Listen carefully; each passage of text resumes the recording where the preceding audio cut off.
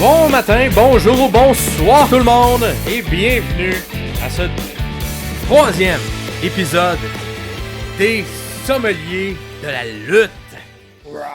Je m'appelle Max Perriard et je suis en compagnie de Pierre Gastonguay. Comment ça va, Pierre? Ça va très bien. Comment toi tu vas, Max? Ça va bien. Écoute, moi, cette semaine, qu'est-ce que j'ai fait? J'ai fait un peu de gaming on the side, de trucs. Fait que quand je me sentais plus apte à travailler, genre, de faire un petit peu de gaming, fait que j'ai voyagé dans les rues de New York à travers Spider-Man 2.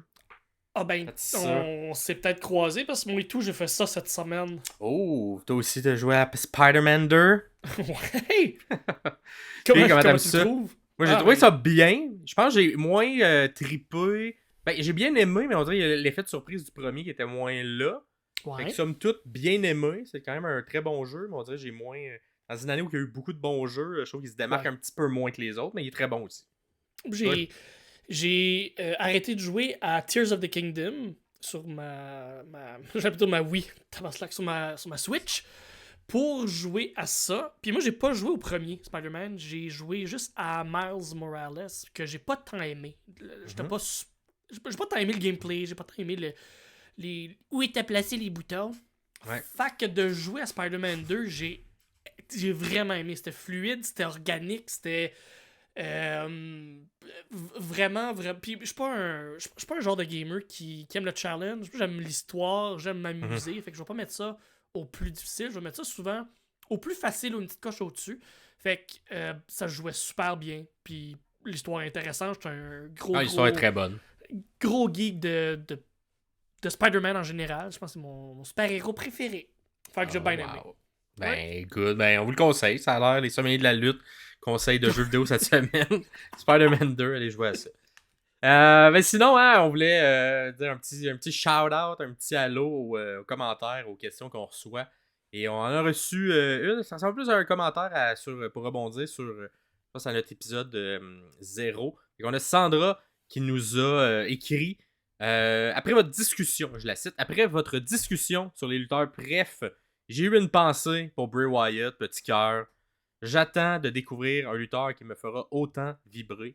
Et la lutteuse qui me fait tripper depuis le tout début que j'écoute la lutte, c'est Bayley. J'adore la voir évoluer à travers ses différentes gimmicks. Elle est super dans le ring. C'est le fun de vous écouter. Échangez les gars. Merci pour les bons mots. Hâte d'écouter votre prochain épisode. Merci beaucoup. Merci Sandra. Puis, effectivement, Bray Wyatt, que malheureusement nous a quitté cette année, en 2023, de la surprise de tout le monde. Personne ne s'attendait à ça. Il était sur le point de faire un retour et malheureusement a subi une crise cardiaque et suite à des complications de santé. Fait que, ouais, très, très, très dommage. Il y avait des gros personnages, Bray. Ouais. Je pense que c'était un des personnes qui avaient des gimmicks très fortes, très années 80-90 aussi, comme on s'en fait plus beaucoup. Mais, ouais, il était excellent. C'est effectivement un excellent temps. J'étais un gros fan de Bray. J'ai commencé à écouter, il était plus beaucoup dans la White Family commençait, quand j'ai repris l'écoute, la White Family commençait à descendre. Il est revenu après avec le Fiend. J'ai beaucoup aimé quand même. Pas tout, c'était pas tout 100%, mais l'aspect sombre, l'aspect double personnalité qui fait très, c'est ça, années 80, très très gimmick. J'ai vraiment aimé. Le gars a tellement de l'air fin puis tellement créatif que tu veux embarquer dans ce qu'il fait. Puis j'ai vraiment gros crush. J'ai eu la chance de le rencontrer brièvement dans un événement à SummerSlam à Toronto. Une période de signature, tout ça. J'ai échangé quelques mots avec lui. Puis c'était tout juste avant qu'il revienne avec son personnage de Fiend. Donc on savait pas encore où s'en allait la direction. Fait que moi je l'ai rencontré avant le SummerSlam et SummerSlam était son retour dans ce personnage-là.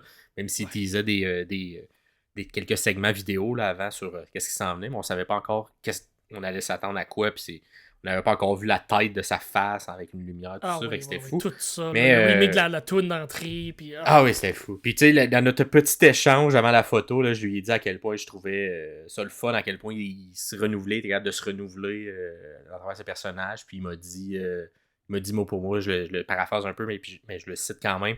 Il a dit c'est pour ça qu'on fait ce métier-là, pour tout le temps refaire des nouveaux trucs, puis rendre des personnages intéressants. Fait que j'avais vraiment aimé sa réponse. Je pense que c'est dans le même genre de truc. Chris Jericho est également un très très fort dans se renouveler, capable de recréer une nouvelle identité, une nouvelle gimmick. Et Bray était parmi les autres. Malheureusement, il nous a quitté trop tôt. On n'en aura pas eu assez de gimmicks. On aimerait ça voir jusqu'où il nous a ramené avec ce personnage-là, mais également avec les autres qui auraient probablement développé avec les années. Mais bref, il y en a quand même eu des très très très marquants. White Family, Fiend, Oscaris moins marquant, mais marquant pour les mauvaises raisons. Mais somme toute, très très très bon au micro et dans la magie, le mystique que la lutte apporte.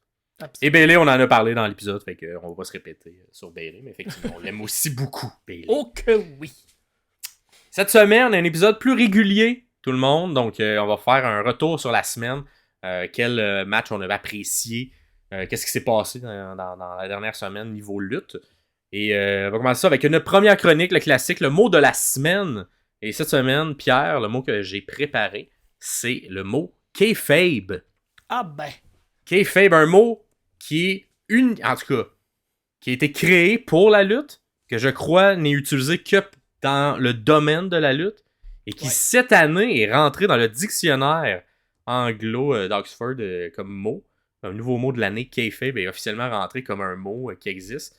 Avant, c'était comme une expression qu'on utilisait à l'intérieur de la lutte, mais n'était pas nécessairement un mot. Quoique, je trouve que depuis le début, le mot kayfabe a sa propre définition, sa propre portée, qu'il n'y a pas d'autre mot qui dit ce que ça veut dire, kayfabe. J'essaie de vous le résumer. Qu'est-ce que ça veut dire, kayfabe? Et c'est la préservation, tu me dis que si je suis pas loin, la préservation de la fiction et de la continuité des histoires dans la lutte. Même en dehors des matchs. Même en dehors de la télévision. Est-ce que ça résume à peu près ce que c'est, le kayfabe? Oui, pas mal. Fait que tu sais, en gros, c'est ce qui se passe dans le ring est réel. Tout ce qu'on vit est réel. Donc, respecter le kayfabe, c'est de se dire que tout ça est vrai. Donc, la lutte n'est pas fausse à aucun moment quand on respecte le kayfabe. Donc, si je suis en chicane avec tel lutteur, mais on devrait pas, dans la vie de tous les jours, nous croiser au bar ensemble. Donc, c'est essayer de préserver ce kayfabe. Dans les années 80, ça, c'était très, très, très gardé. Les très gardé. Les faces pouvaient même pas voyager ensemble. Je te dirais même avant ça, là, mais dans les 80, c'était plus avec la lutte qui a pris de l'ampleur, mais je dirais des années 50, 30, 40. À une époque, on vendait la lutte comme si c'était réel, même auprès du public, ce qui fait que le kayfabe était extrêmement important. Dans les années 80, on a vu un petit peu derrière le rideau, mais c'était important de le garder. Il y avait Vince McMahon qui tenait vraiment beaucoup dans sa fédération à tenir le kayfabe. Donc on ne devait jamais briser nos personnages. Même si c'était un collègue de travail avec qui qu'on aimait, on devrait pas se voir en public. L'origine du mot, j'avais essayé de trouver c'était quoi l'origine du mot. Puis ça, j'ai un peu aimé ça, parce que c'est pas clair. C'est quoi l'origine du mot? Fait qu'il y a un kayfabe dans le... Exactement, et j'ai trouvé ça malade. Il n'y a pas vraiment de réponse claire. C'est sûr qu'il doit y avoir quelque part des gens qui sont dans le domaine de la lutte depuis des décennies et des décennies, qui doivent savoir d'où ça vient vraiment. Les premiers trucs qu'on a commencé à voir ce mot-là apparaître, c'était dans les années 80, effectivement, quand ça a été porté aux oreilles du public. Mais on sait pas c'est quoi la vraie origine. Il y en a qui disent que ça viendrait du mot beef, une espèce de transformation de beefake, kayfabe, beefake. Fait qu'il y a certaines théories qui disent que ça pourrait venir de tout ça, fait qu'il y a une déformation de ce mot-là, de garder le kayfabe. Il y en a d'autres, sinon, qui diraient que... Puis ça, si c'est la deuxième, je trouvais ça intéressant parce que t'as des gars comme Pat Patterson, qui est un Montréalais francophone, la lutte francophone a également eu une bonne place dans l'histoire de la lutte avant que que les fédérations s'unissent, puis que ça devienne ce que c'est aujourd'hui, là, les gros trucs qui ont le monopole. Mais il y avait différents territoires, puis le Québec avait quand même un très gros tout le temps. Fait qu'il y en a qui disent que ça viendrait du mot qui vive. En français, le mot qui vive. C'est un mot français, deux mots français. L'expression sur être sur le qui vive. Sur le qui vive, ben oui. Puis là, vu que c'était des francophones qui disaient qui vivent, là, c'est transformé en kayfabe. Fait que tout le temps, espécer de garder le truc vivant, le truc être sur le qui vive, est toujours prêt à être dans son personnage. Donc, est-ce que c'est un ou l'autre? On sait pas, c'est pas clair. Il y a un kayfabe autour du mot kayfabe, mais c'est les deux trucs que j'ai trouvés dans mes recherches d'explication. Puis j'aime croire que c'est qui vivent, vu que bon, on est francophone, on vient de Montréal, puis de la région, puis de la province du Québec, fait que ça serait cool que ça serait un dérivé de certains lutteurs francophones back in the days qui utilisaient ça, être tout le temps sur le qui-vive quand on est à l'extérieur des matchs pour tout le temps défendre ce que c'est être un lutteur ou nos différentes feuds avec les autres et que ça a été repris en anglais à travers Kayfabe. Qui sait?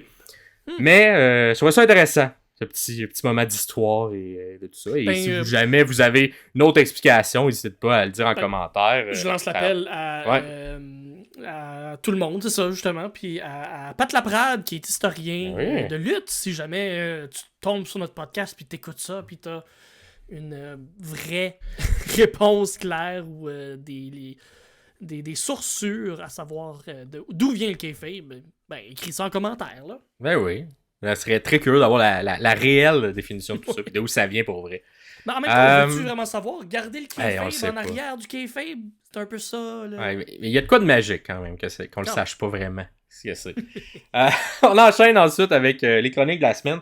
Bon, une chronique qu'on va faire, on fera pas tout le temps ça, mais ça a vraiment fait partie de l'actualité cette semaine, qui est le retour de CM Punk à Survivor Series et le gros hype autour de son retour à Raw, sa première promo, si on veut.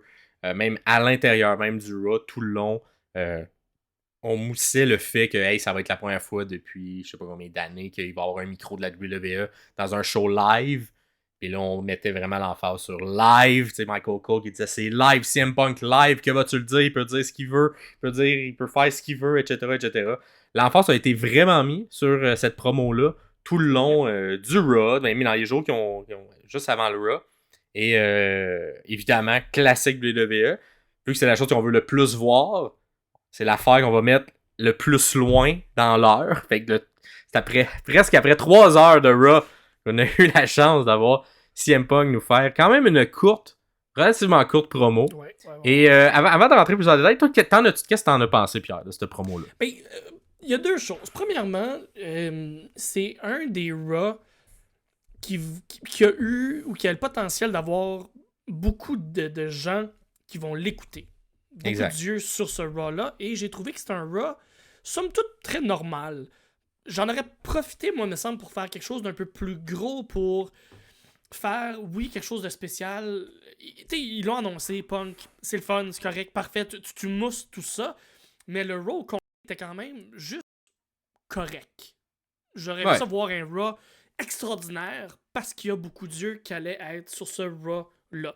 Maintenant, la promo comme telle, je la trouve un peu hypocrite de dire I'm home quand ça fait 10 ans que tu chies complètement sur ce qui est la WWE, puis que t'étais pas bien, puis ça... T'as été même en justice contre eux, de plusieurs manières différentes, qu'elle te dit que ça nuit à la santé, à ta santé mentale, santé physique, etc. Effectivement, et là-dessus, je pense qu'on se rejoint. Puis il y a peut-être eu beaucoup de points d'interrogation dans la tête de beaucoup de personnes, parce que CM Punk a dit ça, puis... C'était-tu voulu que ce soit exactement ces mots-là, puis de cette façon-là que ça soit choisi, puis que ce soit une promo très contrôlée, très édulcorée? Est-ce que tu penses que c'était scripté? Que Punk a suivi un script que quelqu'un d'autre a écrit pour lui? 100%. C'est impossible que je pense pas qu'il puisse faire une promo scriptée à 100%, ou qu'ils veulent faire une promo scriptée à 100%. Ça devait sûrement être écrit. Les grandes lignes devaient être écrites. Ouais. Puis je pense que le I'm Home devait... Moi, ça, c'est quelque chose qu'on a entendu beaucoup. À chaque fois qu'il y a un lutteur qui revient d'une autre fédération, il y a le classique, je suis revenu, I'm home. Mais tu sens que parfois, ça sonne plus senti, plus réel que d'autres. Dans ce cas-là, effectivement, moi aussi, j'avais énormément de doutes sur la véracité de ce I'm home-là. À quel point c'était pas la WWE qui essayait de placer un I'm home pour dire on est vraiment là, au-dessus de toutes les autres fédérations. Et vous voyez, on a ramené Punk, et même Punk l'a dit, que c'est ce que j'ai senti. Ici, sa maison. Ça sentait peut-être un peu forcé, un peu placé. Puis bref, tout le long de cette promo-là, je suis d'accord avec ton analyse. Moi aussi, j'ai senti... On n'avait pas le... En plus, ça a tellement été buildé avant, durant le Raw, que, hey, c'est Punk avec un micro live. Puis ça a été répété, cette phrase-là, tout le long de Raw. Manquez pas ça. Et qu'on arrive avec une promo comme ça que je sentais très, très, très édulcoré, si on veut, très genre dans un moule WWE, que ça avait l'air, somme toute, fortement scripté. Je pense que ça a déçu quelques personnes. Quelques personnes également, moi j'ai vu les critiques quand même fortes sur le fait que peut-être, c'est peut-être. Est-ce qu'on va vraiment avoir un Punk qui fait des pipe bombs? Ouais. C'était pas une pipe bomb, ce qu'on a vu à son retour. Au contraire d'une pipe bomb. Là. Exactement. Très, très loin d'une pipe bomb. Pour ceux qui ne savent pas, le pipe bomb, c'est un mot qu'il utilisait lorsqu'il sortait un peu du script ou voulait qu'il mettait ses tripes sur la table Punk pour dire quelque chose qui ne plaisait pas nécessairement. Bon, on n'a pas senti ça à l'intérieur de... Il n'y a pas eu non plus de référence à l'autre compagnie. On n'a pas eu de ce genre de référence-là. Autre que le I'm Home, qu'on pourrait peut-être un peu le voir comme ça. Cependant, je pense que le truc le plus intéressant de toute cette promo-là, c'est ce qui a été dit, pas au micro, mais qui a été dit à la caméra, directement à la fin. Oui. Un beau 2 phrases qui, là, semblait plus venir du cœur de Punk. I'm not here to make friends, I'm here to make money. Je suis pas là pour me faire des amis, je suis revenu pour faire de l'argent. Et ça, je trouvais que c'était le truc le plus réel qu'on a eu dans cette promo-là. Mais j'ai quand même décidé de pousser un peu le bouchon et j'ai une théorie. Okay? Et là, une théorie, une analyse très très nerd. Là, on va voir à quel point je suis un wrestling nerd à fond. On va creuser loin. Là. On va creuser loin. CM Punk, c'est un lutteur un peu comme Bryan Danielson que j'ai suivi depuis très très longtemps, avant même qu'il soit à la WWE. Et que je connais bien son histoire. Et le bout I'm Home, que moi aussi j'ai trouvé ultra fake, ultra faux, quand on sait les vraies circonstances de son départ et tout ça, il a quand même pris le temps de mentionner Dusty Rhodes, le père de Cody, qui était un de son entraîneur, en disant que Dusty disait que si on disait quelque chose qui nous vient du cœur, ça sera jamais faux, avant de dire les 2 mots qu'il allait dire, et ces 2 mots-là étaient I'm Home. Et moi, j'ai trouvé que ça, prendre le temps de dire que, hey, Dusty me dit que si on dit les trucs qui viennent du cœur, ça sera jamais faux, puis qu'après ils disent I'm Home, qui sonne, somme toute, le truc le plus faux au monde. J'ai quand même essayé de trouver, essayer de voir s'il y avait vraiment un sens réel qu'il aurait pu prendre. Et pour ceux et celles qui connaissent l'histoire de Phil Brooks, le lutteur, le nom dans la vraie vie de CM Punk, Phil Brooks vient de Chicago, d'une famille pas la plus pas la plus fonctionnelle au monde, disons. Vous savez, CM Punk, Phil Brooks, c'est straight edge depuis qu'il est jeune, donc ne prend pas d'alcool, ne prend pas de drogue, etc. Parce que son père était un alcoolique, abusait souvent de tout ça. Ça a probablement eu quelques soirées dans sa vie où il est revenu éméché, puis ça se passait pas super bien à la maison. Son nom CM Punk, le fait d'être punk, d'avoir été à la lutte, avec un personnage très très hors norme. Quand il a commencé sa carrière, des cheveux de couleur qui étaient très très punk justement, dans un contexte comme la lutte. C'est également quelque chose qui fait partie de sa vraie vie. Sa mère, également, lorsqu'il a commencé à avoir une certaine popularité, beaucoup d'argent, sa mère, disons, ça allait pas super bien avec sa relation avec sa mère. Donc, sa mère souffrait je sais pas si c'est diagnostiqué ou pas, mais dans les entrevues qui ça a été mentionné, sa mère souffre de bipolarité, très instable. Il a même mis un espèce d'ordre de la cour pour pas que sa mère le contacte, soit proche de lui. Ce qui fait que, quand on sait d'où vient CM Punk, je me suis dit, hey, quand il a dit que ce qu'il dit que je suis I'm home, c'est peut-être que pour lui, être home, c'est très négatif. Pour lui, le être I'm home, c'est pas des beaux souvenirs. Parce que dans son adolescence, dans sa jeunesse, il vient d'une famille qui va pas bien, un père qui est alcoolique, une mère qui a des problèmes de santé mentale, qui a même mis des restrict orders, qui est plus vraiment en communication avec eux. Et je me suis dit, ça serait très punk de faire ce call-là, de jouer sur la ligne, de dire je suis revenu à la WWE, je suis revenu puis je me sens comme si j'étais home, mais que pour lui être home, c'est pas nécessairement un compliment. Asti, Et là, wow. ça a amené pour moi un angle plus intéressant à toute cette promo-là qui, pour plusieurs, semblait fake à fond. Mais si tu le regardes sur cet angle-là, et là, évidemment, c'est très WrestleMania, c'est une théorie, je sais pas si c'est vrai, là. Je vais vous le dire. Moi, c'est de la manière que j'essaie de trouver du sens, parce que le fait qu'il nomme un Dusty Rhodes, que je le sais qu'il respecte Il y a un respect énormément, pour de vrai envers l'homme. et qu'ils disent Dusty Rhodes avant de dire que quand on parle de notre cœur, ça peut jamais être faux, qu'ils disent I'm home et que tu connais son histoire. Bref, qu'en penses-tu? C'est ma théorie, c'est mon analyse de nerd. Qu'est-ce que t'en penses, Pierre? Ça rajoute une couche, là. C'est bon. C'est bon comme. Et j'ai Là, vu ça personne fait- en parler. J'ai vu personne en parler sur Internet de ça, fait que je voulais... C'est peut-être la première fois que vous allez entendre ça aussi. Je veux savoir qu'est-ce que vous en pensez de cette analyse-là. Mais pour avoir connu l'histoire de Punk, somme toute, je trouvais que ça peut faire du sens, le I'm home, si c'est utilisé de cette manière-là. Si c'est vraiment ça, le thinking derrière. Fait que, il y a deux choses là-dedans, dans la théorie que tu dis, drette là. Premièrement, c'est que pour la télé, pour ce qui est la WWE, puis pour les gens qui connaissent peut-être moins Punk, donc une génération qui l'a moins écouté, les gens qui écoutent la WWE présentement, qui est très versé vers les jeunes, qui connaissent moins Punk, cette promo-là est peut-être fade, mais elle fait du sens quand même. Mm-hmm. Pour D'où son des retour wrestlingers, après 10 ans, etc. Exactement. Ça, Ouais. c'est grandiose. Puis I'm home, puis citer de Steve Un peu feel good, tout ça. feel good, exact. Ultimate Babyface en disant que je suis à la maison. Mais si en dessous de ça, il y a une vérité que tu dis, si la vérité que tu dis là, la théorie que tu as là est vraie et ça a été écrit de cette façon-là, ça rajoute une couche. On n'entendra peut-être jamais parler, c'est peut-être une théorie qui va rester une théorie puis qui va mourir là, Mm-hmm. mais ça rajoute quelque chose de tellement vrai comme lui voulait le faire ressentir, Exact. mais vrai pour vrai, pas juste vrai. Puis j'ai toujours Un trouvé rôle que c'était la vrai. force. C'était la force de CM Punk de le kayfabe, justement, le garder et d'être toujours sur la ligne de on n'est Jouer pas tout le sûr. temps. Et dans un monde des réseaux sociaux où il y a beaucoup plus de yeux qui sont sur le produit, Punk a réussi tout le temps à se renouveler et à faire que on n'était pas jamais certain de ce qui se passait.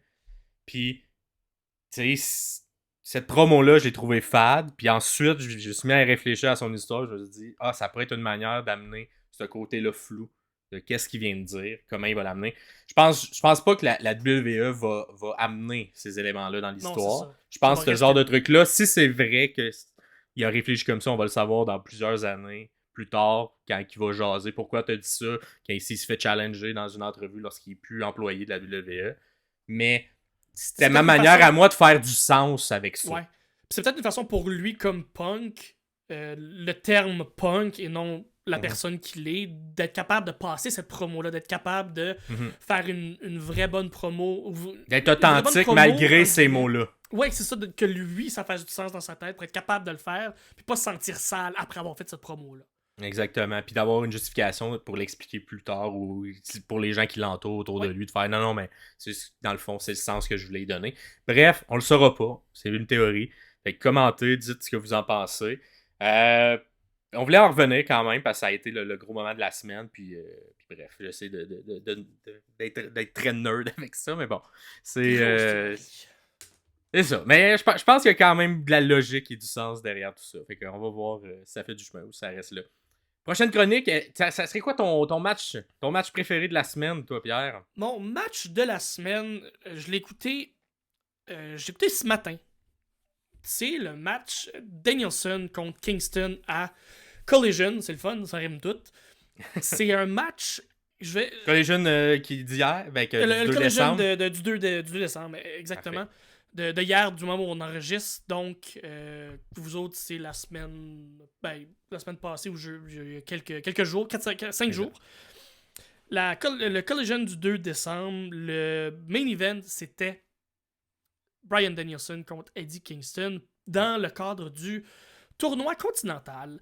Le match commence, les entrées normales, Kingston qui fait juste marcher directement au ring, Danielson ensuite qui rentre avec son eye patch parce qu'il est blessé à l'œil. Une vraie blessure, contour de d'ailleurs. C'est une vraie blessure.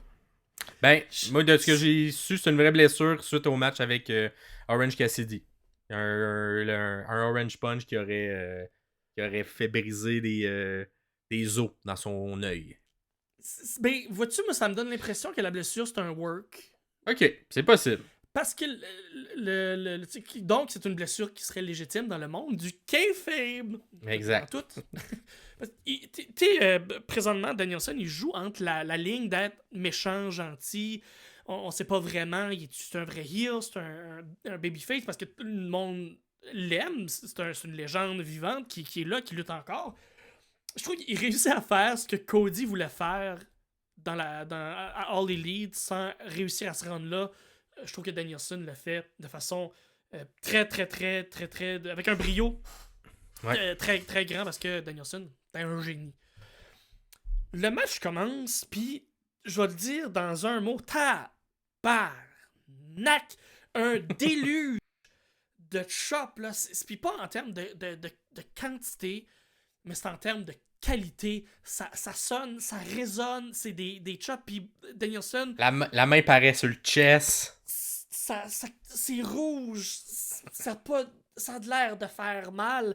Puis je vais tirer le rideau un peu, un curtain pole qu'on dit dans le milieu. Kingston a de l'air content d'être là. Il a de l'air heureux de lutter contre Danielson parce que Kingston, je trouve pas que ça c'est mon opinion personnelle, je trouve pas que c'est la personne qui vend le mieux, je trouve pas que c'est la personne il vend bien, mais c'est pas la personne qui va vendre à tout défaire, puis c'est pas un cartoon, loin de là, mais là il vend, peut-être pas ça fait mal pour de vrai aussi, mais il vend vraiment bien, il se donne pour Danielson, puis je trouve ça vraiment beau à voir. Donc c'est chop pour chop, c'est vraiment un match à savoir qui est le meilleur, qui est le plus fort, qui a le plus de cœur, parce que c'est deux lutteurs qui ont le plus d'acharnement et de cœur. Ouais. Deux lutteurs aussi qui sont propulsés par la foule. Deux lutteurs qui sont très over du côté de la foule. Complètement, qui ont eu leur moment où peu importe ce qu'elle allait faire, peu importe le match qu'elle a donné, peu importe la promo qu'elle a donné, la foule allait toujours être en arrière d'eux. Puis je pense que ça continue aussi. Ces deux lutteurs. Mais c'est ça, c'est bizarre comme match parce que tu sais pas derrière qui te placer. Dans le booking du match, c'est clair que c'est Danielson qui lutte en heel et c'est Kingston qui lutte en face, même si par moment, vu que c'est tellement du 50-50, donc je te frappe, tu me frappes, je te fais ci, tu me fais ça, et c'est du back and forth tout le temps comme ça. Il n'y a pas de heel ou de babyface à proprement dit, même si c'est le fun que ça soit clair et qu'on sache qui est qui. Donc, souplesse de la part de Danielson. C'est très drôle de voir puis là je dis petit gars, là, il est pas petit dans la vraie vie, mais celui qui est plus petit comparé à beaucoup d'autres lutteurs, voir Danielson swinger Kingston dans un souplex, c'est beau, c'est de la poésie de lutte. Kingston qui veut revenir dessus, c'est un beau spot, je trouve. Danielson qui a fait un souplex à Kingston. Kingston qui revole, puis qui veut se relever pour aller frapper Danielson, mais qui tombe un peu comme sonné par en arrière, chancelant. Je trouve ça super beau spot qu'on ne voit pas souvent. Un beau sell. Ouais, vraiment.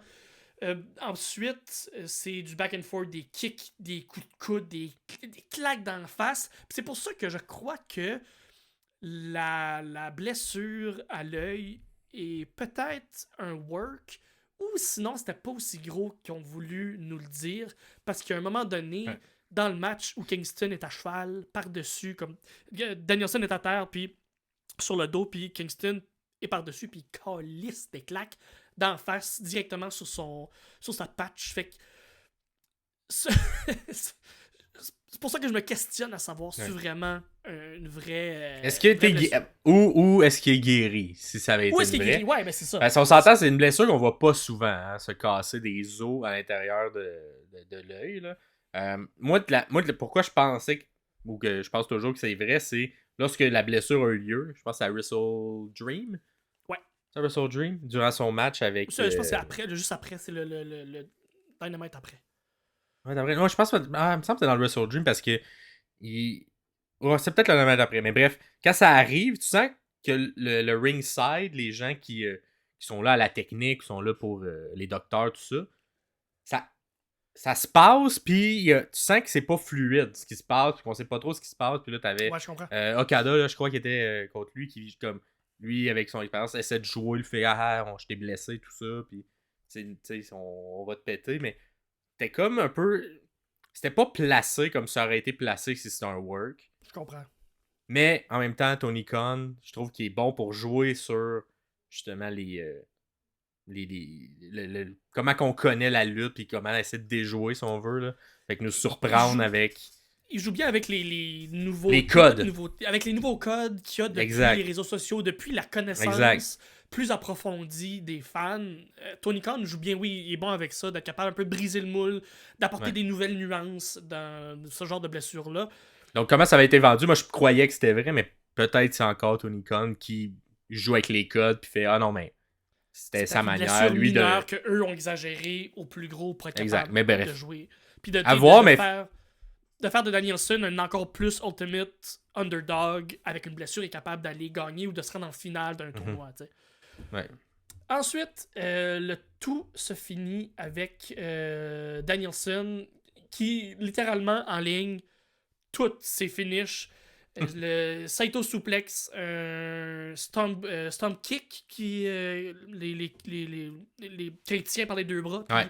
Il maudit des coups d'en face. Puis le Musai Koni, 1, 2, 3, Danielson gagne un beau petit match intense d'un bout à l'autre.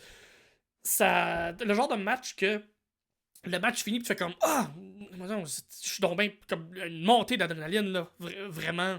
Ça m'a craqué. Un très très bon match. Bon, ben, génial. Fait qu'on vous le conseille, notre analyse de ce match-là. Est-ce que tu penses que. Parce que là, je crois qu'il est rendu à 2 défaites. Kingston. Ça rajoute dans le tournoi. Puis il avait. Exact, a mis ses ceintures en jeu. On en a jasé dans l'épisode 1. Qui avait mis ses 2 ceintures en jeu pour que le sortant de ce tournoi-là gagne 3 ceintures. Là, il est à 0-2. Est-ce qu'on.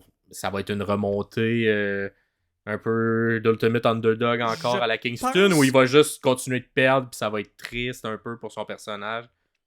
Moi, je pense qu'il va faire une remontée. Okay. On va le voir en finale contre Moxley.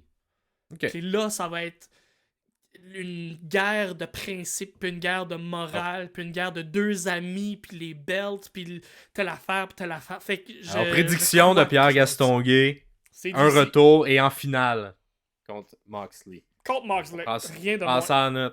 Moi, je pense qu'il y a trop de talent, puis il va être tassé, puis ça sera une manière de le rendre encore plus frustré dans ses promos, d'avoir perdu ça. On va voir. C'est bon, ça aussi. C'est bon, ça aussi. J'aime ça. Chacun notre prédiction. On va le savoir dans quelques semaines. Vers où il s'en aille. Prochain match, ça va être de mon côté. Un match que je vous recommande de regarder. Et c'est à Raw que ça s'est déroulé. Le Raw du 27 novembre. Donc le même Raw avec CM Punk. Le tag team Turmoil qu'il l'appelait. Mais essentiellement, c'est un classique gauntlet match. Là, si vous savez ce que c'est. Donc une série d'équipes. Mais 2 commencent dans le ring. Et le gagnant des 2 poursuit jusqu'à temps qu'il ait passé tout le monde. Donc évidemment, si tu es la dernière équipe qui rentre dans le match, tu as un avantage un peu comme au Royal Rumble. Et si t'es la première équipe, t'as un désavantage parce que t'en as beaucoup et t'as beaucoup de lutte à faire avant de gagner ce match-là.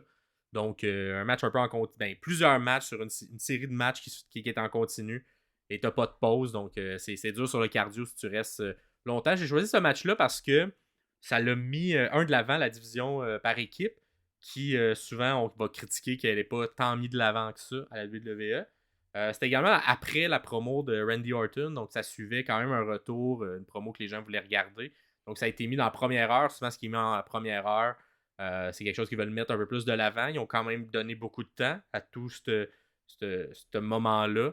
Fait que, tu sais, c'est peut-être le seul truc, tu disais tantôt, on s'est pas servi du Raw pour rendre ça plus gros que ce que c'est, comme par exemple un Raw après Mania ou un Raw après un gros pay-per-view qu'on attend.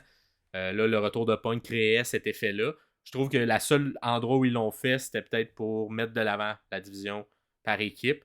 Bon, évidemment, quand ça commence, tu te dis que ça va être un classique WWE où on s'en fout un peu de la division par équipe parce que c'est Otis. Et finalement, ça va être Tozawa qui va accompagner pour ce match-là. On ne mettra pas Gable. On va laisser Tozawa, qui est rendu dans cette espèce de clan-là, contre Ciampa et Gargano. Toi, de ton côté, qui tu pensais qu'elle allait gagner des 6 équipes? Ben, je suis vendu DIY. J'écoutais NXT Fait dans que Ciampa et le Gargano, Golden DIY. Age quand DIY était là. Les matchs avec Revival, avec Ah oui, des excellents matchs. des très bons matchs. Fait que moi, j'étais certain que DIY allait rentrer au début, puis qu'il allait se rendre jusqu'au bout, parce que Gargano, un des Ultimate Babyface, un Ultimate Underdog, qui réussit tout le temps à remonter, puis à gagner un match, même s'il est tout pété, même s'il saigne de partout. Et Ciampa, que j'aime parce qu'on est des frères de barbe, j'imagine. Mais j'étais sûr que DIY allait se rendre jusqu'au bout. Mais ils ont fait un bout de chemin quand même. Ouais. Ben écoute, moi, Otis et Tozawa. Non, c'est pas vrai. Tozawa qui sont ultra comédie. Non, moi j'aurais pensé que Imperium aurait peut-être sorti over. Imperium ou New Day, moi c'était les deux guests que j'aurais eu. Mais bon, on va voir qui va gagner. Et qu'on commence entre Otis Tozawa, Ciampa Gargano. Classique, comédie match là, quand même, on s'entend. Fait qu'on fait les petites danses au début. Il y a un spot un peu comédie entre Otis et Tozawa où Otis défait son gilet. Tozawa veut le faire. Ah, pas capable. Otis le défait à sa place, le brise à sa place. On fait le worm de Tozawa et Otis.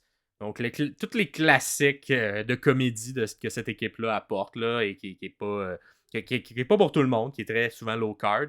Mais bon, c'est fait. Ça me Puis, tire un mini sourire de coin de lèvres quand même.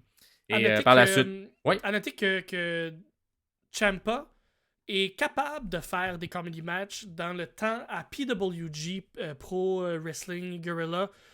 Il a fait beaucoup de matchs comiques avec certains Young Bucks dans le temps.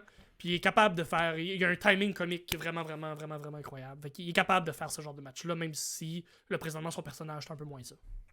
Exact. Puis je pense aussi, contrairement c'est peut-être au niveau du temps aussi, mais des fois, à la WWE, le comédie s'enchaîne mal à l'intérieur d'un même match. Donc, s'il y a un bout comédie, ça va être que comédie, tout ce segment-là.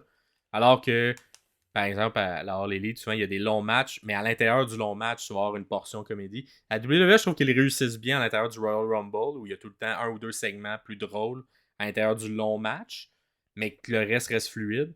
Mais la plupart du temps, c'est comme s'ils mettaient une étiquette sur les lutteurs, puis eux, vous faites des jokes. C'est ça, vous faites. On va pas nécessairement vous rendre crédible. Malheureusement, je pense qu'ils sont un peu pris dans ça. Tu sais, c'est Tozawa présentement, à être les faire valoir drôles des autres équipes. Ouais. Et évidemment, après quelques minutes, une fois que les petits bouts comédies sont terminés, Ciampa et Gargano font leur finisher. Est-ce que ça s'appelle le DIY, leur finisher?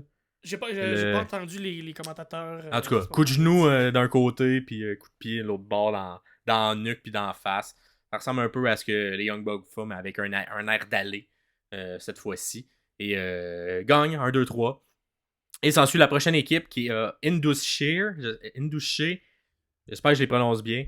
L'équipe de Jinder Mahal, Sangha et Veer Mahan, qui sont l'équipe indienne présentement.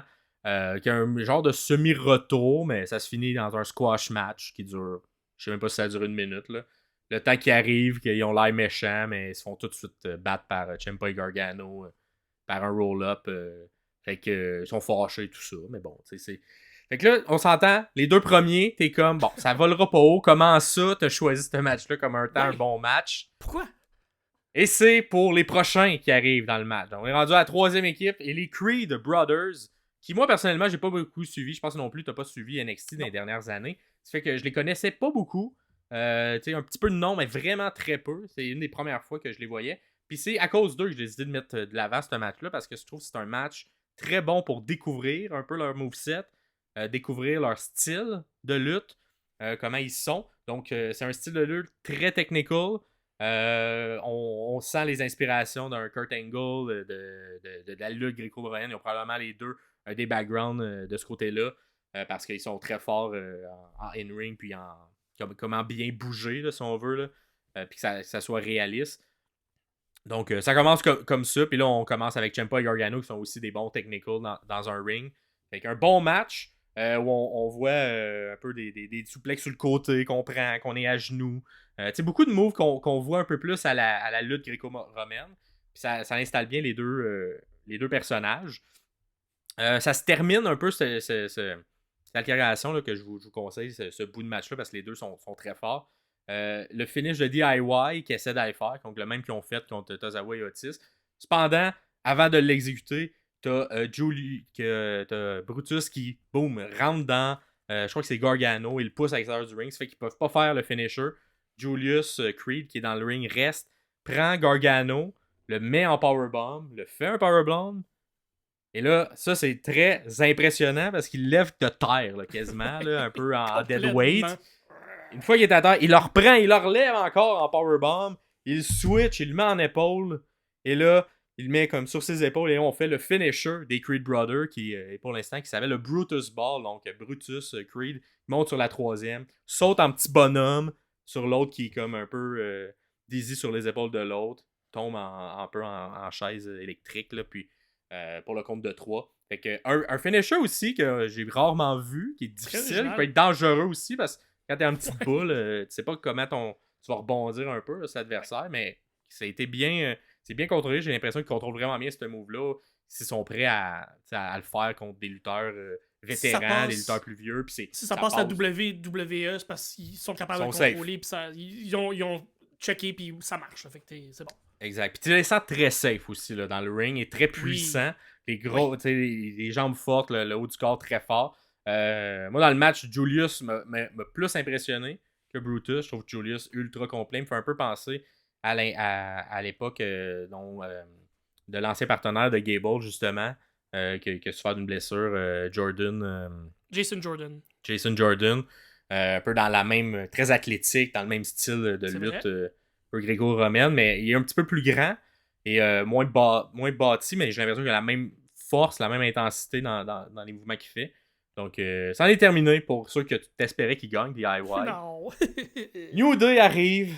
Et là, New Day, un mot qu'on a appris la semaine dernière, au dernier épisode, le Cheap Pop, arrive avec un chandail des Prédateurs de Nashville, parce que le Raw est à Nashville. Fait que là, hey, on peut pas les haïr, ils ont notre équipe de hockey sur le chest. Fait qu'ils arrivent, ils sont over, évidemment, le New Day, on les connaît. Il y a des chants de New Day Rocks dans la salle. Et là, à partir de ce moment-là, dès le deuxième match, on commence à vendre la fatigue des Creed Brothers. Donc, c'était quand même un peu tôt, parce que le match en DIY était pas si long, mais ils commencent déjà à vendre le fait qu'ils sont fatigués pour les Creed Brothers. Donc, moi, j'étais comme peut-être une manière de éventuellement les vendre legit la défaite, donc ils paraissent quand même bien dans la défaite, parce que dès le deuxième, on vend qu'ils sont fatigués. New Day essaie d'isoler Julius sur le ring, donc à chaque fois qu'il y a un tag qui essaie d'être fait, on va frapper l'autre côté de New Day pour garder Julius le plus longtemps possible, jusqu'à temps que Julius prend encore une fois en deadweight, super comme... Quand on dit deadweight, c'est que l'autre lutteur ne l'aide pas à le soulever. C'est vraiment... Comme s'il lève un sac de sable. Exact. Il lève tout seul. Donc, souvent, ils ont des techniques pour s'aider. Puis, quand tu lèves un gros monsieur, ben, il va t'aider à le lever.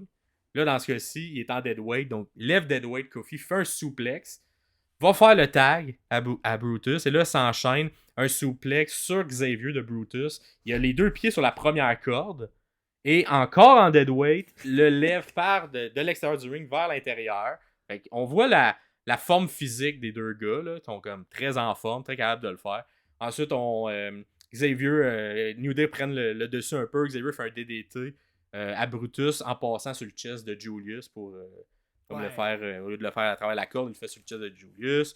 Kofi ensuite met deux pieds dans le chest de Brutus qui est légal. Fait que va sur la troisième corde, descend, et là, pendant ce temps-là, Xavier a sur son genou Brutus, puis les deux pieds dans le chest.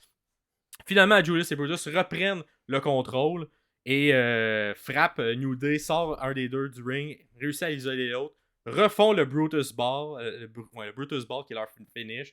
Donc encore une fois, on le fait avec des vétérans. Là. On s'entend, New Day sont là depuis longtemps, fait qu'on permettrait pas de faire ce move-là s'il était pas safe.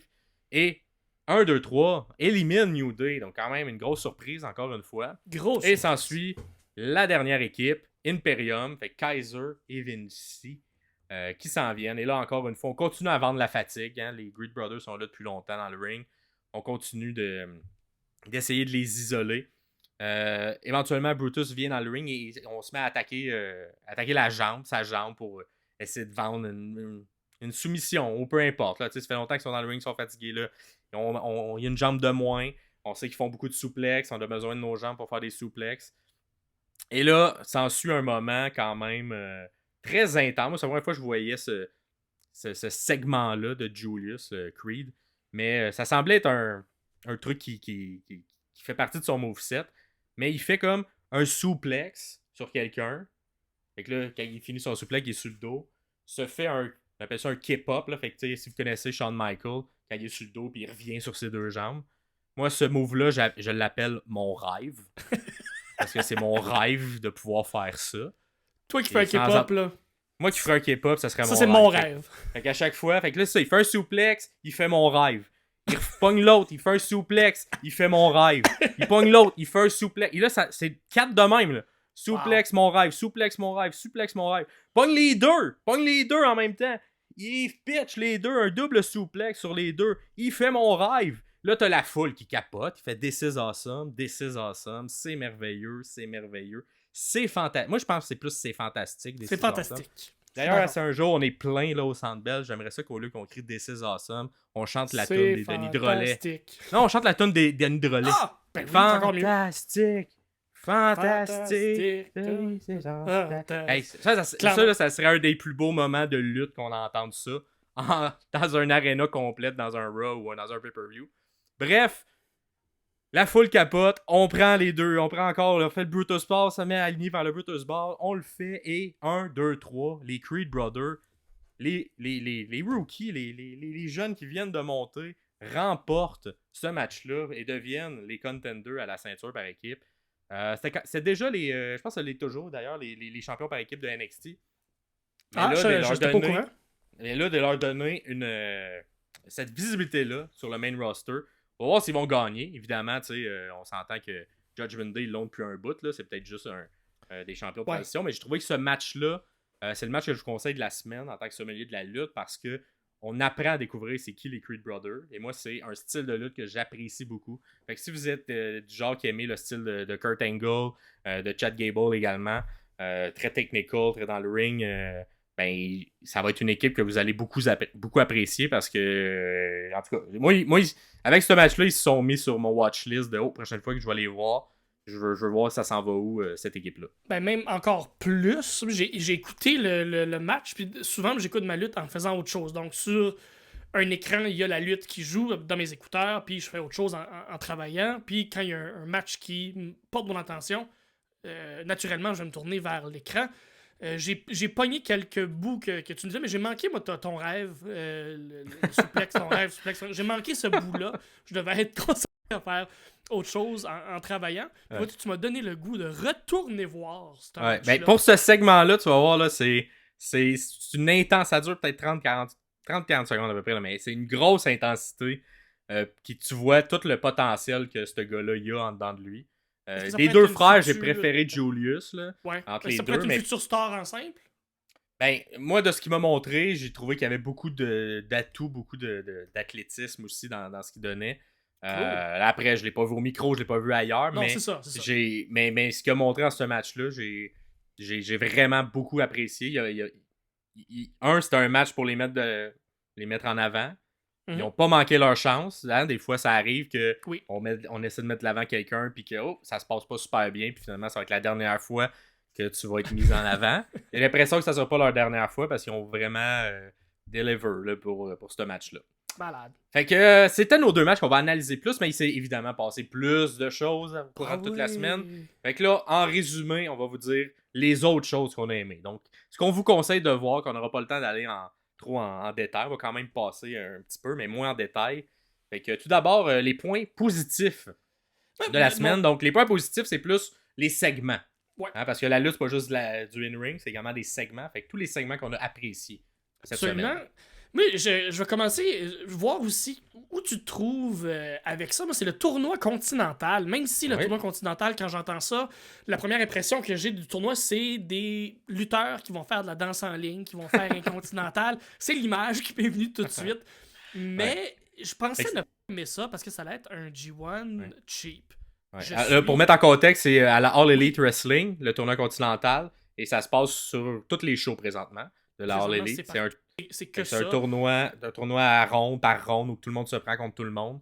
Ça fait une semaine qu'ils font ça, puis ça va se poursuivre encore pour quelques semaines.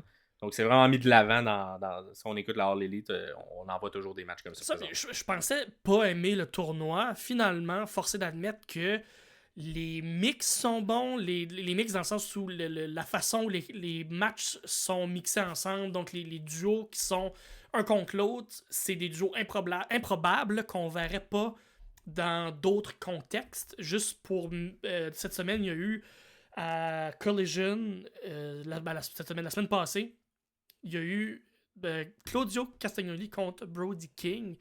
C'est deux gros et grands monsieur qui sont capables de donner des taloches. C'est ce genre de mix-là qu'on verrait pas ailleurs, que je trouve très très le fun au niveau de la lutte et au niveau du in-ring work.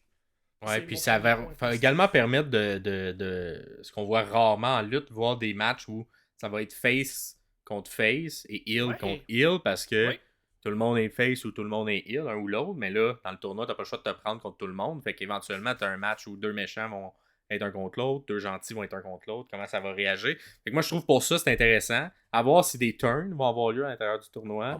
À voir aussi si ça va semer des graines, parce que je pense que la force d'un tournoi comme ça, des fois, tu sais, un match de semaine, c'est juste booké parce que c'est booké, puis il n'y a pas beaucoup d'histoire derrière ça. Ça, le tournoi continental permet d'en mettre et de mettre pas beaucoup d'histoire non plus, mais au moins de faire du sens de pourquoi ces deux-là s'affrontent. Fait qu'on se gagne un mois de sens à travers des matchs plus casual.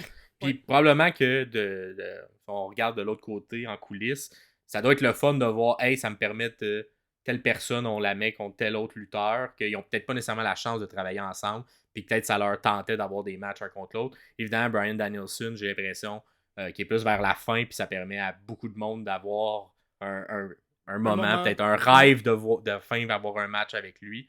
Donc, ouais, moi j'aime le concept, j'aime le tournoi. J'ai hâte de voir si ça s'en va où au niveau de l'histoire, mais ouais, j'aime ça quand même. Mais moi, j'aime ça que ça peut revenir chaque année, à peu près dans ce temps de l'année, où il se passe pas grand chose au niveau lutte en général, à part Survivor Series. Je le prends. Je vais le prendre. Ouais. Ensuite, prochain segment. Ouais, à SmackDown, c'est la semaine passée, la SmackDown du 1er décembre, le segment Logan Paul avec Kevin Owens. J'ai vraiment aimé Kevin Owens, inébranlable, peu importe qui est en avant de lui. Il est droit, il est bon, il a de la répartie. Il est très confiant avec un micro, là, Kevin. Là, c'est solide. Puis là, voir un Logan Paul qui est évidemment, je pense, c'est une de ses bonnes fins. Je pense qu'il malheureusement, il est complet. Là, même si, je l'aime pas beaucoup dans la vraie vie, cet humain-là, mais gars, n'empêche qu'il est bon, quand même bon dans un ring, puis quand même bon au micro pour se faire haïr. Mais Owens, je pense aussi que ça s'affronte bien, hein, parce qu'Owens est un peu plus de l'école de faut être un lutteur toute sa vie, puis je suis un lutteur depuis toujours, fait que c'est chez nous, là, tu sais, un peu, là. C'est un peu le segment tourne autour de ça, là. Ici, t'es chez nous, puis c'est moi qui est meilleur dans un ring que toi. Fait que, ouais, j'ai hâte de voir ça s'en va. J'espère que ça s'en va vers un Kevin Owens contre Logan Paul. Match au Rumble? Ouais, ben, moi, je pense que c'est deux lutteurs qui, à connaître, là, ce que Logan Paul est capable de faire, puis évidemment, on sait ce que Kevin Owens, le Québécois, est capable de faire. Je pense que ça serait un excellent match. Je serais vraiment curieux, puis ça serait un build-up le fun, parce que les deux sont quand même bons au micro. Puis, non, moi, je serais curieux que ce soit Kevin Owens qui remporte ce tournoi-là pour savoir qui va être le contender à la ceinture. Oui, parce qu'il y a un tournoi avec plusieurs lutteurs pour savoir qui va lutter contre Logan Paul. Sûrement au Royal Rumble, j'imagine. À voir. Peut-être ça va être... Le Rumble il est quand même dans longtemps, fait que peut-être ça va être avant, dans un show de semaine. À voir. C'est vrai. Puis aussi, on s'entend le Rumble, les gens aiment ça être dans le Rumble. Fait que des fois, quand t'es sur un autre match de la carte, ça vient garantir presque que tu feras pas partie du Rumble. Donc, à voir si c'est ce qui se passe ou si ça culmine vers un match de fin d'année, par exemple. Là. Je pense qu'il y a un Raw ou un SmackDown un 1er janvier ou un 31 décembre. Fait que, normalement, il essaie d'avoir une grosse carte. Là, exact. Il essaie d'avoir une grosse carte dans ces spectacles-là. Donc, à voir, mais un autre segment qu'on a quand même apprécié. Sinon, mon dernier point positif de la semaine, la promo que Eddie Kingston a faite pendant le Dynamite du 29 novembre, qui nous dit qu'il est fatigué, qui nous dit que il regrette presque d'avoir mis ses 2 ceintures en jeu pour le tournoi ou dans le tournoi. J'ai trouvé ça rajoute une couche un peu au personnage de justement, je vais continuer à me battre, je vais continuer à persévérer. Puis je veux C'était pas un match, perdre c'est une ces promo qui a ceintures. été faite avant. Une promo qui a été faite avant le match que tu as Le match expliqué contre tantôt. Danielson. Ouais, exact. Puis Danielson, il était à la table des commentateurs lorsque cette promo-là était jouée. Et a tout de suite pu répondre à Kingston de cette promo-là. Puis bon. j'ai trouvé que c'était aussi une bonne promo de Bryan Danielson live, là, tu sais, parce qu'il est devant une table de commentateurs. Puis là, il est sorti son énergie de non, c'est pas vrai, tu vas me battre. Puis blablabla. Puis j'ai trouvé une belle intensité qui suivait un peu plus de vulnérabilité du côté de Kingston. Ça a hypé le match aussi qu'elle a suivi à Collision dans la même semaine. Sinon, un tes points positifs, toi, Max? Moi, j'ai bien aimé la promo autour de Randy Orton à SmackDown, avec le SmackDown du 1er décembre. La fin du show. La fin du show. Qui va signer Orton? C'est-tu Ouais. Raw ou c'est SmackDown? Fait on sent aussi que depuis quelques semaines, 2 mois, je crois, on essaie de différencier vraiment les 2 shows. On leur a donné 2 directeurs généraux différents. Et là, d'avoir les 2 dans le ring qui essaient de se battre un peu pour qui Randy Orton va signer. Je trouvais ça intéressant. Je trouvais ça une bonne manière de ramener ce concept-là. Tu sais, que Randy Orton est un agent libre et là, on veut absolument qu'il vienne sur notre brand. J'ai aimé que le directeur général Adam Pearce offre un match pour la ceinture sur un plateau d'argent si il décidait de signer à Raw. Mais Orton a décidé d'aller du côté de SmackDown pour sa vengeance sur le Bloodline. Absolument. Donc, j'ai aimé cette interaction-là. J'ai aimé la logique derrière cette promo-là qui vient construire les 2 brands différents, les 2 directeurs généraux. Donc, moi, c'était un truc que j'ai aimé faire, que j'ai aimé voir. Dans ton segment, je te relance avec je trouve que Orton a l'air content d'être là depuis son retour à Survivor Series avec le Raw, avec le SmackDown. Il a de l'air content, il a de l'air léger, il a de l'air bien. Là. Un bon état d'esprit. Là. Il a l'air heureux d'être de retour. On s'entend, il aurait pu. Il y avait des rumeurs qui disaient que c'était potentiellement une blessure qui n'aurait pas pu s'en remettre. Une blessure au dos. Une grosse blessure au dos. Un peu classique, là, on s'entend du bum, ses colonnes vertébrales, tout ça. C'est que si un moment donné, ça fonctionne plus ça. Il y a beaucoup de choses sur ton corps qui va plus fonctionner. Dan Bryan, c'était ça aussi au niveau du cou. Bon, évidemment, la technologie évolue, les miracles médicaux évoluent, puis qu'on est content qu'Orton puisse revenir faire encore un peu de lutte pour quelques années, on l'espère. Et dernière promo que je voulais qu'on jase, c'était celle entre Christian et Adam Copeland. C'était au Dynamite du 29 novembre. Donc, ça l'a un peu buildé, d'ailleurs, ce qui s'en vient à Montréal, parce que ça a confirmé le match entre Christian et Adam Copeland, 1 contre 1 à Montréal, qui s'en vient ce mercredi. Donc, pour vous, c'était hier. Nous, on ne l'a pas encore vu au moment d'écrire, d'enregistrer l'épisode. Donc, Pierre, il sera live, en direct. Fait que, une bonne promo. On a poursuivi l'histoire où Christian et... dans le fond, Adam Copeland aurait voulu faire un dernier run en tant que champion par équipe avec lui. Et là, Christian essaie de le manipuler en disant effectivement, c'est ce que ta mère aurait voulu. Ramène le fait que son père est mort quand il était jeune, que Christian son père à lui était comme... Exact. Son père à lui était comme le père pour Adam Copeland. Et évidemment, tout ça était juste dans le but de trahir encore pendant le segment. Il voulait lui donner un coup de ceinture. Mais non, Adam Copeland était alerte et a donné on peut dire un coup dans le pénis. Dans le pénis. Direct dans le pénis, fait que ça a fait mal. Et là, il a dit d'aller se faire voir.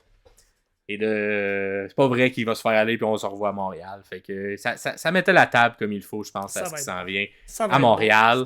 Dans une foule en délire, j'ai l'impression. J'espère juste que ce soit pas un genre de swerve où le match n'arrivera pas. Ou si l'annonce c'est pas le event, ouais. On est correct. Je peux pas croire. Je peux pas croire qu'ils vont faire ça quand ils l'annoncent une semaine et demie d'avance. Le heat que Christian va avoir, c'est Christian qui fait juste crisser son camp. Ça va être encore plus gros. Moi, ça va me faire chier parce que je suis là live, mais de toute façon, si vous écoutez le podcast, vous l'avez vu, on n'en parlera pas plus longtemps parce que c'est Exact. déjà passé. On en reparlera quand on va analyser nos passages pour... Parce que toi, tu vas aller voir Collision. Exact. Moi, je vais voir le mardi. Dynamite. Moi, je vais le mardi, toi, tu vas le mercredi. Donc, on va pouvoir faire un épisode sur ça, sur notre expérience live. Ensuite, nos matchs de la semaine qu'on vous conseille. Fait que ça, c'était les segments qu'on vous conseille. Maintenant, les matchs de la semaine qu'on vous conseille, qu'on n'aura pas le temps de rentrer trop en détail. Moi, tout d'abord, je voulais mettre de l'avant Julia Hart contre Amy Sakura à Dynamite du 29 novembre. C'était pour la ceinture TBS de Julia Hart. Un match de... Souvent, on va se plaindre que Dynamite a seulement un match où ils mettent de l'avant les filles, donc c'est un match où des femmes sont là. Fait que c'était le match de cette semaine. Sauf qu'il a quand même donné une bonne importance. On a quand même donné assez de temps. C'était pas seulement garoché. Il y a eu une pause, je crois, puis on est revenu de la pause, puis le match s'est poursuivi aussi. Emi Sakura, je connais moins. Une lutteur, je crois qu'il vient de la New Japan, mais qui a quand même un style particulier. J'ai particulièrement aimé quand elle faisait une espèce de... Elle prenait en genre de tombstone, mais par en avant. Julia Hart se met à regarder les quatre faces du ring en la laissant comme ça. Pour ensuite enchaîner sur un move et par la suite, Julia Hart est capable de se défaire et amener vers la victoire. Là. Le seul bout bizarre que j'ai trouvé, c'était la stipulation du match. Il ne peut pas avoir de soumission. C'était comme un house rule, house of black rule. Mais là, Julia Hart, à plusieurs reprises, a essayé de faire sa soumission. Fait que ça, je trouvais ça bizarre, parce que c'est comme un peu elle qui comme... Ben oui, c'est vrai. Comme un peu elle qui choisit la soumission, puis là, dans le booking, on fait qu'elle l'essaye. Puis, en tout cas, peut-être que ça aurait pu être mieux vendu du côté des commentateurs, qui auraient dit « Ah, elle fait ça pour affaiblir, pour éventuellement un pin. » Mais à chaque fois, les commentateurs faisaient juste dire « Ben non, on peut pas faire de soumission à ce moment-là. » Fait que là, ça faisait comme si Julia Hart était un peu conne de faire ça. Fait que c'est peut-être mon petit bémol à l'intérieur de ce match-là. Mais somme toute, ça se finit sur le moonsault super beau de Julia Hart et ça continue son règne de championne. Fait qu'un match à voir qui est en partie disponible sur YouTube. Fait que vous pouvez aller voir sur la chaîne de la All Elite voir la fin de ce match-là. Cool. Prochain match que j'ai bien aimé, c'est encore dans le Dynamite du 29 novembre. C'est Jay Whita contre Swerve Strickland, un match pour la Continental. Bon match, j'ai trouvé qu'il y avait une bonne synergie entre les deux. Particulièrement aimé quand il Swerve pitch Jay Whita dans la foule puis que là il y a quelqu'un dans la foule qui essaie d'interagir d'une quelconque façon parce que il est pas loin de Jay Whita et là t'as un bodyguard qui capote puis qui fait juste se lever puis comme là lâche-le. Ça me fait rire un peu. Puis tout le long du match j'ai bien aimé la chimie entre les deux, savoir qu'est-ce qui allait finir. J'ai peut-être moins apprécié qu'on n'a pas respecté le finisher de Swerve. Qui est les deux genoux, les deux pieds sur les épaules. Et qu'on a fait un kick-out. Ouais, exact. Puis surtout que, si on veut, la séquence faisait que ça sonnait comme une fin de match. Puis ça aurait été quand même legit de faire perdre Jay Whita comme ça. On a décidé d'attendre un peu. Ça build Jay Whita un peu comme lutteur fort aussi de kick-out de ça. Fait que t'es hyper. Peut-être, ouais, ça se peut. Il paraît quand même bien. Exact. Mais tu sais, on le fait perdre par la suite un petit peu plus tard sur un roll-up. Fait qu'un classique, on veut. C'est juste un roll-up. Il m'a pris par surprise, etc. Fait que, mais somme toute, un bon match. L'autre petit point, que contrairement à Julia Hart, là, j'ai aimé les commentateurs. On a commencé le match à 42. Cependant, il y a un time limit à ces matchs-là de Continental de 20 minutes. Fait que si on fait le calcul, il restait pas 20 minutes au show. Mais tout le long, les commentateurs ont rapidement dit non, mais si ça se rend plus que 20 minutes, on reste en onde et on va diffuser le match jusqu'à la fin. Donc, on rapidement amené ça, ce qui fait qu'à la fin, ça gardait quand même une tension dont on ne sait pas quand ça arrive, même si le match ne s'est pas rendu jusqu'à la fin. Parce que ça se peut nul dans ce tournoi-là. Il n'y en a pas eu encore lorsqu'on enregistre l'épisode. Peut-être qu'il y en a eu va en avoir sûrement. À Montréal. Mais ça, j'ai aimé la part des commentateurs de dire que non, mais ça se peut qu'on reste après la fin de l'heure. Donc, ça l'amenait un côté un peu plus réel.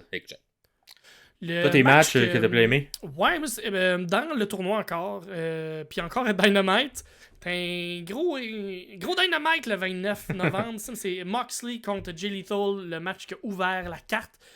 Le match comme tel, c'est un match de lutte classique Moxley, c'est très physique, c'est très ça monte très vite, ça redescend aussi le pace. Mais ce que j'ai aimé surtout, c'est ce que Jay Lethal a sorti comme intensité. Ce que Moxley a réussi à faire sortir à Lethal comme intensité. Lethal, c'est un all-around bon lutteur. Il peut faire du technical, il peut faire un peu du high-flying. Il est très old school dans sa façon de lutter.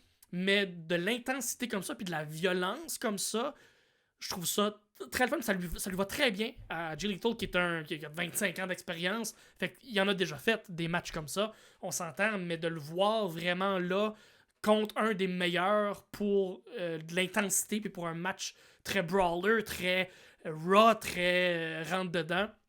Il a été capable de suivre. Le finish aussi, j'ai quand même aimé.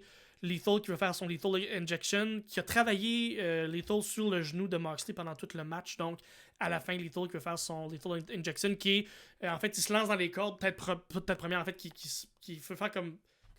Comment l'expliquer? Il est comme ça. Il est comme ça, puis là, il fait genre clac. Poink dans les cordes, puis il revient pour faire un cutter. Et Moxley, que le genou lui manque, qui tombe à terre, fait que Lethal peut pas faire son move, mais Moxley qui remonte tout le temps dans un genre de boost d'adrénaline, un souplex, lui fait sa prise de son Bulldog Choke et le match se finit. Très bon match que je vous conseille. Et moi, j'aime ça voir. J'espère que ça va permettre à Jay Lethal d'un peu se détacher du clan avec Jeff Jarrett, parce que moi j'aime beaucoup Jay Lethal seul. Vraiment. Mais une des stipulations dans le tournoi, c'est qu'il ne doit pas avoir personne ringside. Peu importe c'est qui. Puis je trouve que ça permet de mettre de l'avant un peu plus Jay Lethal et non pas tout le temps qu'il y a des interventions dans tous les matchs dans lesquels il est, ou que ce soit un peu plus du comédie. Donc je pense que Jay Lethal, il est rendu vieux quand même, mais je pense qu'il y en a encore beaucoup en dedans à donner. Je pense qu'il pourrait avoir un run. C'est une légende, puis il va être au Hall of Fame, peu importe le Hall of Fame là, de Meltzer, de la TNA. C'est une légende. Puis pour finir nos matchs de la semaine à conseiller en tant que sommelier de la lutte, en fait, c'est pas un match, c'est le show de la semaine. Et moi, je vous conseille d'aller voir le Collision du 2 décembre. C'est 3 matchs du Continental Tournament, entre autres. Allez voir ça. C'est de la bonne lutte. C'est un bon show. Ça passe super bien. Puis surtout parce qu'à la fin, pour le main eventé, c'était Kingston contre Danielson. Juste ce match-là en soi. Chef kiss. C'est excellent. Je vous le conseille. Exact. Puis on a la chance avec All Elite aussi que la plupart des matchs sont presque dans leur entièreté mises sur Internet. Ou du moins, une grosse partie du match est mise sur Internet. Donc, n'hésitez pas à aller chercher sur la chaîne de la All Elite, voir les différents matchs qui ont eu lieu, qu'on vous a parlé. WWE aussi, mais certains segments, mais des fois, c'est un petit peu plus coupé et un petit peu plus court, ce qu'ils mettent. Donc, si vous n'avez pas accès à voir les spectacles à la télévision ou en reprise sur des plateformes de streaming, n'hésitez pas à aller les voir sur YouTube, où vous nous voyez peut-être présentement. Peut-être. Donc, c'est ce qui met fin à ce 3e épisode. Déjà. Sommelier de la ville. Déjà. Alors, merci de nous écrire. Hein, c'est quoi vos matchs, vous, de la semaine préférée? Est-ce que vous êtes d'accord avec les choix qu'on a dit, qu'on a plus développés? Comment vous avez trouvé les Creed Brothers, si vous avez découvert un peu comme moi à travers ce match-là? Comment vous vous êtes aussi senti face au Danielson versus Kingston, que Pierre a analysé? Et est-ce qu'il y aurait un match là-dedans qu'on a juste survolé ou qu'on a zéro nommé, puis vous êtes fait, ben voyons donc, il était tellement bon ce match-là. Pourquoi vous en avez pas parlé? N'hésitez pas à nous écrire, on va y revenir dans le prochain épisode, selon ce que vous nous écrivez. Suivez-nous partout également. Partout. Fait que, important, classique, là, on subscribe, on clique abonner. Si vous êtes sur des plateformes de balado, faites s'abonner, puis ça va mettre à jour les nouveaux podcasts qui vont rentrer automatiquement. Ça nous fait un plaisir de vous jaser comme ça de lutte. On fait ce projet-là par passion. C'est 2 passionnés pour des passionnés également. Donc, un plaisir de vous jaser de tout ça. Et sinon, la semaine prochaine, on va être mardi. Max, tu vas être au taping de Rampage et de Collision. Exact. Le show que vous n'aurez pas vu quand vous allez voir ça. Mais moi, je vais être mercredi au show de Dynamite, le show que vous allez avoir vu quand vous allez regarder cet épisode-là. Nous, on va revenir sur notre expérience. On va vous faire un compte rendu un peu de comment on s'est senti. C'était quoi nos matchs préférés. l'ambiance générale et tout ça. On va vous faire un beau résumé du Centre Bell, comment c'était, comment on se sentait. Et si on Ouais, puis c'est quoi l'énergie qu'on avait, c'est quoi l'énergie qu'on ressentait dans la foule. Des fois à la télé versus comment on se sent dans la salle. Des fois, il y a des différences. Fait qu'on va pouvoir vous dire c'était quoi nos expériences à nous. Qu'est-ce qu'on a senti que le public a plus apprécié dans ces matchs-là. Et pour chaque épisode maintenant, c'était pas clair. Là, avant, on vous disait souvent d'aller commenter. Là, on va faire... Si vous êtes sur une chaîne de balado, de podcast, vous pouvez aller liker sur Facebook notre page Les Sommeliers de la lutte. On va faire un post par épisode. Donc, quand l'épisode est publié, on va faire un post. Et c'est là que vos commentaires, questions, remarques, insultes, si vous voulez, vous les mettez sous ce post-là. Et nous, ça va nous faire plaisir de vous voir. Et si vous nous écoutez à travers YouTube avec nos belles faces, ben faites juste sous les commentaires, allez mettre vos questions, vos remarques. N'oubliez pas de liker. Et sinon, ben, mot de la fin pour toi, Pierre? Patate! Patate! Alors, un plaisir de vous voir. Et on se revoit pour le prochain épisode, le 11 décembre, sur le retour sur les événements live. Ciao, ciao! Bye!